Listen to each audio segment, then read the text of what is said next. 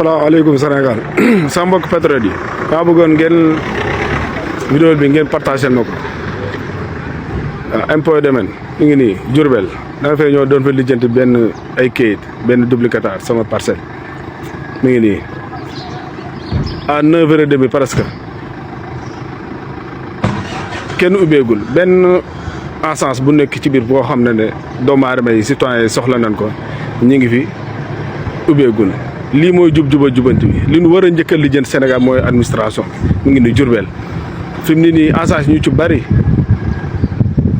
10 heures la ñuy ñëw réew moo xam ne saa ñu bëgg réew mu dem réew mi kañ lay dem. impôt domaine Diourbel fi mu ne nii mi ngi nii si bureau de domaine de la conservation de essence moo fi nekk waaye kenn kaa ngi nii soog a ñëw nii. xoolal fii aussi dimbi kasaar li ko impôt domaine Diourbel la mi ngi nii kële mi ngi secrétaire baa ngi nii soog ubbi nii à 21h à 9h30 Diourbel. salaamaaleykum Sénégal